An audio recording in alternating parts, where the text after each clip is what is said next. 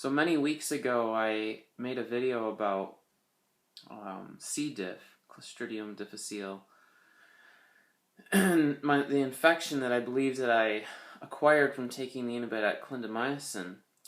And I've still been battling this for quite a while. But I've definitely made huge improvements.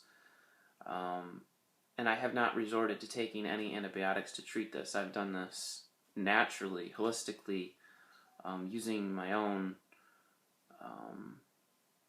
natural foods and herbs and things that I've researched that have been shown to be helpful for this condition. And what I've been actually doing as of late is drinking a lot of kefir and taking garlic pills.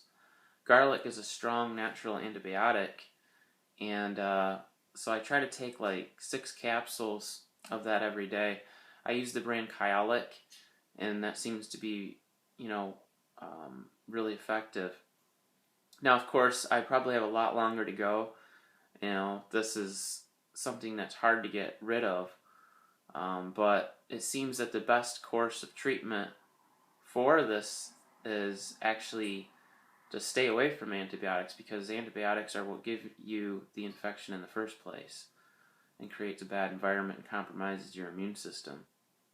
I'm not saying that antibiotics can't treat C. difficile, but I do believe that you don't have to resort to using antibiotics, and I, for one, want to prove that to myself, and hopefully, if this works, other people can learn as well from this.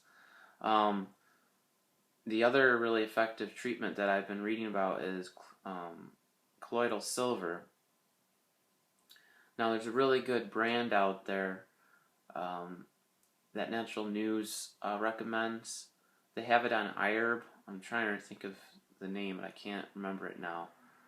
But it's a really effective brand. Mike Adams recommends it, the Health Ranger. I haven't tried that yet, but I'm not opposed to trying it if all else fails. Other ones are olive leaf extract, grapeseed extract, golden seal.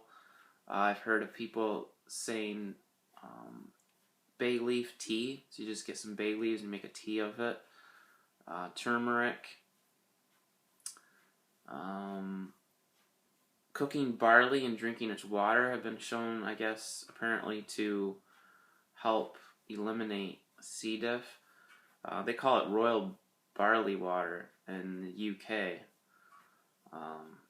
There's something in it, chitin, I think that's the name of it. It's also found in crab shells and stuff that has been shown apparently to be good against C. diff.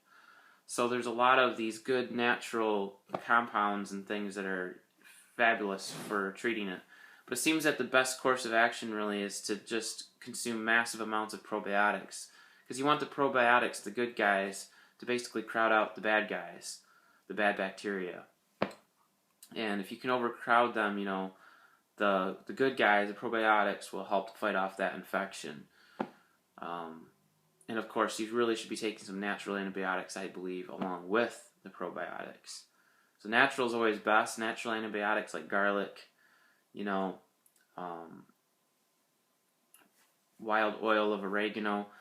These things are a lot harder for those bad bacteria to become resistant to because they're much more powerful.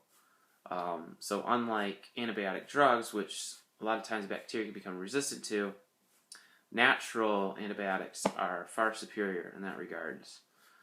So just thought that I would, share some news updates about this condition, because it really can be life-threatening. I mean, I see that a lot of the life-threatening cases are the result of people going down the road of antibiotics.